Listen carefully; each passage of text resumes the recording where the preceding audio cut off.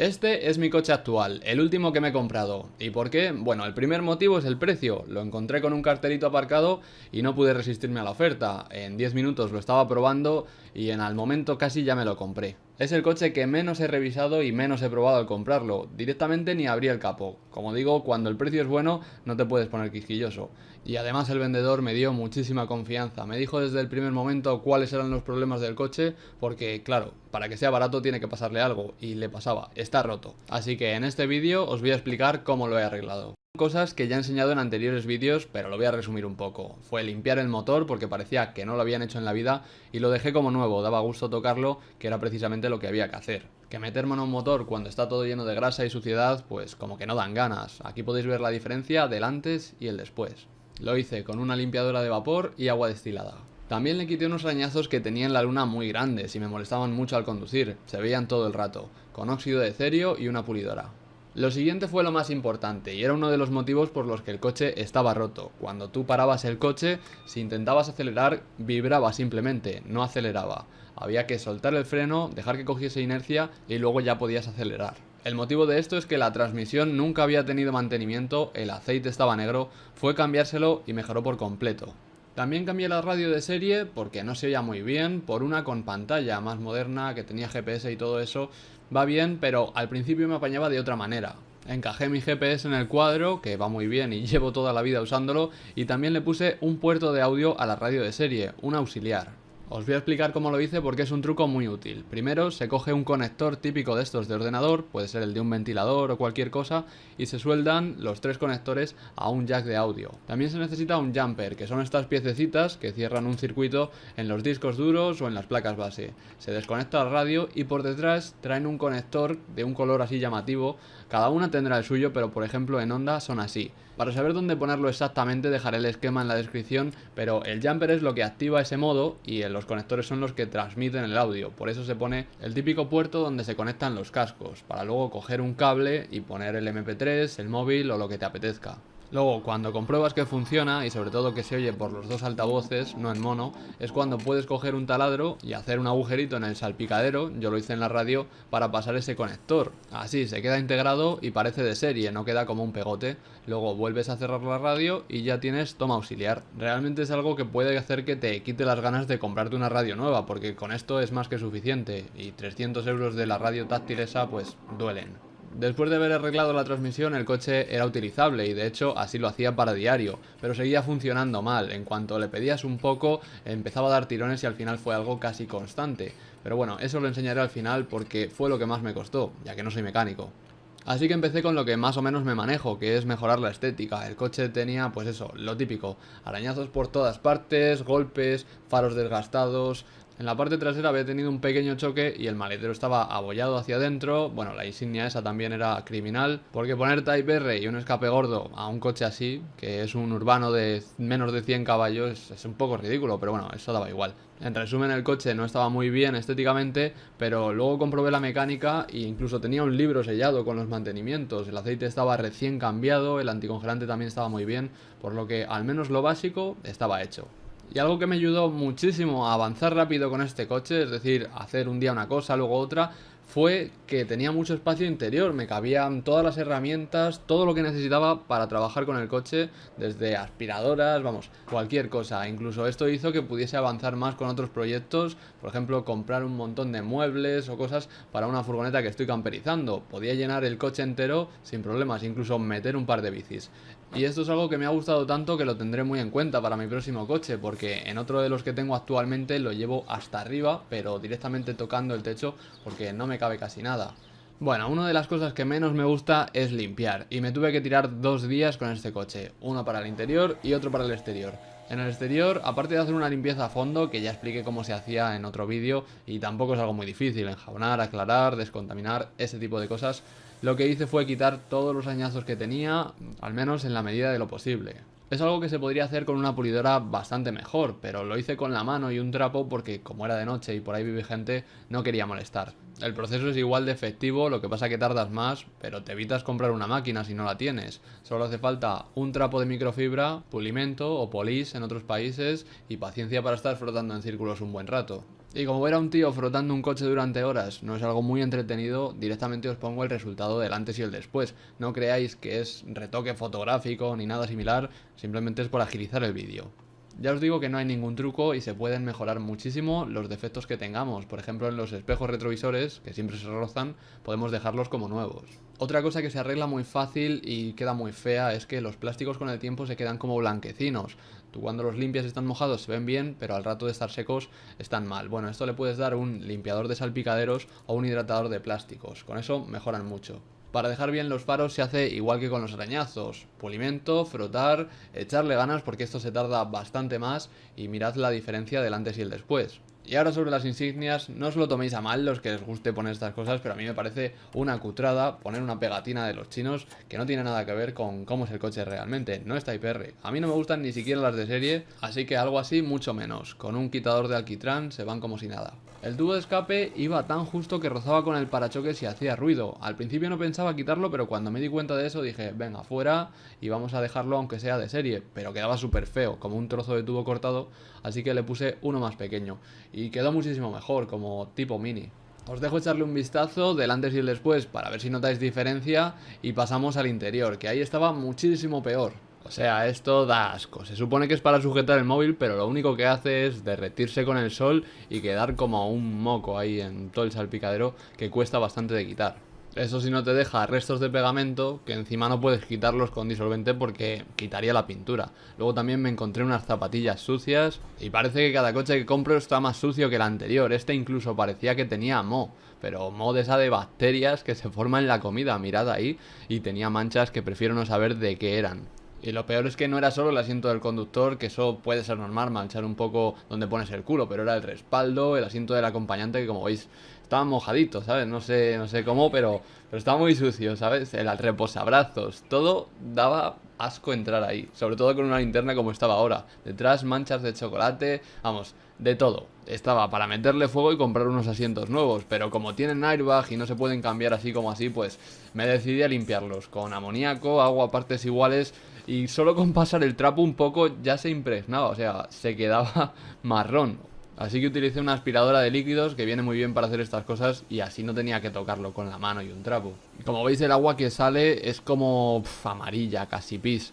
Así que lo limpié a conciencia, no solo buscando que quedase limpio, sino que estuviese desinfectado en cada bordecito y en todas partes. Saqué un par de cubos de agua totalmente negra, que es normal, pero más en un vehículo de trabajo que en un utilitario que suele utilizar gente normal para ir a sitios, limpia y eso, pero bueno. Al final quedó súper limpio el coche, sin ninguna mancha, así ya daba gusto entrar. Y realmente para limpiar el suelo no me hizo falta ni desmontar los asientos ni nada de eso, porque se suben para arriba y se podía limpiar muy bien el suelo y por todas partes. Eso me ahorró tiempo, pero seguí tirándome un día para hacer esto, pero creo que compensa, mirad la diferencia de cómo está ahora.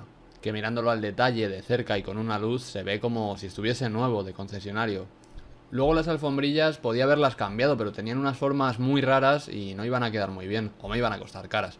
Así que un truco para dejarlas un poquito mejor y quitar el despeluchamiento ese es pasarles un mechero. Se te quitan todas las hebras, o sea, no la vas a quemar ni va a salir ardiendo, sino que se queda todo más compacto, como si estuviese nuevo.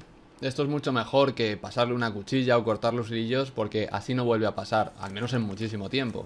Y luego para el volante la clave es usar toallitas de estas húmedas, pero mojarlas aún más con amoníaco para que siga desinfectando, porque normalmente están hechas pues para zonas sensibles como el culete, pero hay que darle un producto que sea más fuerte para que lo quite del todo. Luego se le echa un hidratador porque con el amoníaco se va a secar un poquito y así recupera el aspecto y el tacto original. Luego otra chorradita son los arañazos en el cuadro, que como veis hay un montón, supongo que porque le han pasado un trapo sin más y se ha acabado quedando así. Como lo vas a estar mirando todo el rato cuando conduces, lo mejor es pulirlo. Y no hace falta ni desmontarlo ni nada, con un removedor de swirls, que es como el pulimento más suave para la pintura, y un trapo de microfibra, frotas en círculos o en la forma que tenga el salpicadero y realmente se queda como nuevo. O sea, aunque le enfoques con una luz muy de cerca, parece que no hay ni plástico o que es un cristal. Y esto es algo que también se puede hacer en la insignia del volante, que a veces está dañada. Algo más serio era lo que tenía el parachoques delantero en la zona de abajo. Supongo que rozó con un bordillo o algo, se rompió y le dieron masilla o escayola de vendarse porque estaba hecho súper cutre. Y aunque parece mucho destrozo y algo muy difícil de reparar, para nada, simplemente tapando un poco el suelo con unos cartones y la rueda para que no se pinte el neumático, solo vamos a necesitar un poco de cinta aislante y unos sprays. El primero de imprimación, luego uno que sea la pintura con el código de color del coche y luego laca para que se quede brillante y protegida. Esto es algo que ya he hecho anteriormente, creo que es la segunda o tercera vez y lo he explicado en otros vídeos, pero vamos, que no tengo una experiencia de la leche, simplemente es echarle ganas y tener paciencia. Lo primero es lijar todo esto sin miedo, pero sin llegar al plástico porque si no luego la pintura no va a agarrar bien. Hay que dejarlo lisito para que cuando pases con la mano se vea pues como suave, como si tocases la pintura original pero en mate. Eso se hace con una lija de grano 400 y luego agitas bien los sprays y le das primero la imprimación. Tienes que dar capas finas, unas 2 o 3 hasta que lo veas bien cubierto y mientras van secando puedes ponerte a hacer otras cosas o ponerte a pintar o en otros sitios. Yo por ejemplo a la vez me puse a intentar sacar los golpes del maletero o por lo menos dejarlo lo más liso posible porque estaba hacia adentro y tenía óxidos, así que bueno, quité la moldura que cubre el portón por dentro y por ahí localicé dónde estaba el bollo. Para empujarlo desde dentro pues yo lo hice con un cincel y un martillo, que seguro que no hay que hacerlo así, pero no tenía herramientas profesionales ya que no soy un profesional. Luego intenté sacar la insignia y casi la parto, así que dije bueno, mejor la tapo y ya está. Como digo, fui dando capas de imprimación pues en el maletero por ejemplo y cuando se iba secando me ponía a dar en el parachoques, así hasta pasar a la pintura y luego la laca. Realmente el resultado final quizás no es como el que conseguirías en un taller, pero no quedó nada mal, a mí me vale, por lo menos no tenía óxidos y cuando lo mirabas desde lejos se veía bastante bien, incluso desde cerca. Como veis debajo del faro todavía queda algún puntito donde falta pintura y algún arañazo, pero tampoco quería obsesionarme, con que se viese un poco mejor me valía. Y finalmente solo quedaba el último problema con el motor o con la transmisión, que era que daba tirones. Cada minuto o cada dos aproximadamente el coche era como cuando sueltas el embrague de golpe, pero como es automático sería otra cosa. Tras estudiar todas las posibilidades y sobre todo leer mucho sobre el tema en foros, lo que muchos decían es que las bobinas con el tiempo se estropeaban y había que cambiarlas, lo que les presupuestaban en unos más de 1000 euros, porque son una por bujía, tiene 8, entonces salía por un pico, y eso sin contar la mano de obra. Así que lo que hice fue desmontarlas todas para intentar arreglarlas por mí mismo. Es simplemente quitar los conectores y sacar estos aparatitos, que como veis tienen mucha suciedad y eso es malo, eso es una mala señal de que por ahí se ha metido humedad, aceite y al final se oxidan las piececitas de dentro, que es lo que hace contacto con las bujías. Ya que estaba también las saqué, las bujías, para comprobarlas, porque si estuviesen mal podría ser eso.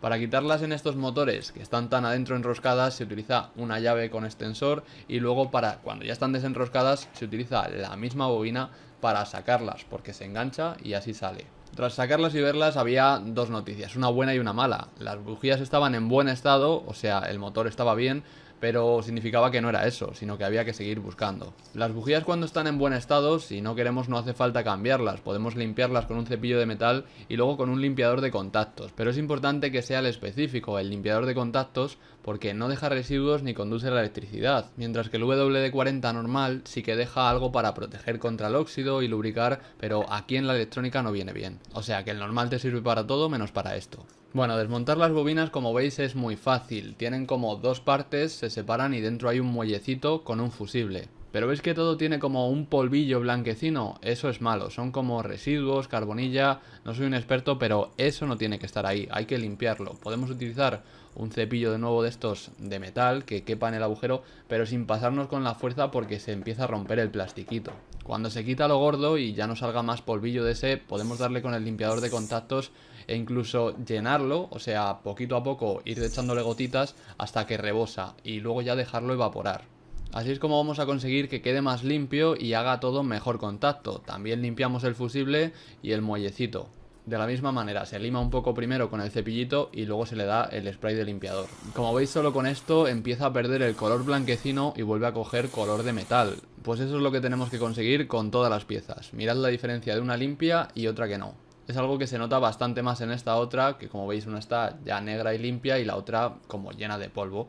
Solo con darle un poquito contra la mesa, mirad todo lo que sale. Pues esto es lo que hace que no haga buen contacto con las bujías, entonces no da chispa al motor bien en condiciones y por eso suceden los tirones. Al menos así ha sido en este caso, y simplemente con un spray que no cuesta ni 5 euros y una brochita de metal que tenía por ahí, mirad lo limpio que dejé todo, luego solo hay que volver a montarlo, pero lo mejor es hacerlo todo con paciencia y detalle para no tenerlo que hacer nunca o en muchísimo tiempo. Por ejemplo, yo dejé todas estas piezas sumergidas en el limpiacontactos durante, pues no sé, varias veces hasta que se iba evaporando, y luego la goma esta que protege todo la limpié con un cepillito y echando más, hasta que salía y rebosaba. Porque puede parecer exagerado, pero mejor pasarse que quedarse corto y tener que repetirlo. Al fin y al cabo, el bote no cuesta nada y la reparación en principio iba a salir por más de 1000 euros. Por cierto, cada lado es teóricamente estanco, así que hay que limpiarlas por arriba y por abajo. Las bujías, aunque estaban en buen estado, y más aún después de limpiarlas, preferí ponerlas nuevas, básicamente porque ya las había comprado, era tontería. Es algo que no cuesta mucho, yo poniendo las que indicaba el fabricante me costaron poco más de 3 euros cada una, y mirad la diferencia de cómo estaban antes a cómo son nuevas. Una cosa, para ponerlas es mejor no tirarlas desde arriba porque se pueden estropear, sino utilizar una herramienta o la propia bobina. Para apretarlas no os paséis, si no tenéis una llave dinamométrica es apretar hasta que esté duro y luego dar un cuarto de vuelta. Y ahora, antes de montar las bobinas con todas las piezas que hemos limpiado, para que no vuelvan a corroerse, oxidarse o lo que sea, lo mejor es sellarlas. Una manera fácil es echarle un poco de grasa o lubricante en el borde y así cuando los cerramos hace como si fuese un bote de conservas, por decirlo así. Otra opción podría ser echarle silicona, pero vamos, creo que no hace falta. Ya una vez las tenemos montadas todas, que es algo tan simple como juntar las dos partes con el muelle dentro, las metemos en su sitio hasta que hacen clic, que esos que han enganchado en la bujía, y les ponemos su tornillito para que no se suelten con las vibraciones del motor. Como son de plástico o de goma, no os paséis apretando que se rompen. A cada una hay que engancharla con su conector, que están al lado justamente y tienen solo pues una posición, la pestañita hace clic y esos que están bien puestas. Como veis no es algo muy difícil, simplemente hay que saber lo que hacer y cuando no sabes pues puede ser una liada encontrar la solución. Como por ejemplo esto de ahora, que aquí detrás hay otras 4 bobinas con otras 4 bujías y eso creo que no lo sabe mucha gente porque al desenroscarlas todas, además tienen un difícil acceso, vi que las bujías de atrás estaban en mucho peor estado, o sea, como si nunca se hubiesen cambiado y el mecánico que hacía el mantenimiento al coche ni siquiera sabía que estaban ahí. O que pasó del tema porque eran difíciles de quitar. El caso es que mira la diferencia de la bujía de adelante, que es la de la derecha, con la de atrás, que es la de la izquierda. Está una súper negra y la otra no. Para ponerlas en huecos difíciles como estos se hace así, se engancha en su propia bobina, o sea, como si estuviésemos montándolo todo junto, la metemos en el agujero y le damos vueltas para que vaya enroscando. Así que bueno, es hacer exactamente lo mismo que os he explicado con las 4 bobinas anteriores, pero con 8, que no se os olviden las de atrás si tenéis un motor así. Por cierto, las de delante con las de atrás son diferentes, no sé si habéis notado que tienen como una forma extraña, como que estas van de lado y las otras verticales, y es porque no son intercambiables. Entre las de su grupo sí, o sea, en la línea esa de bujías da igual cómo las pongas, pero las de delante con las de atrás no se pueden cambiar.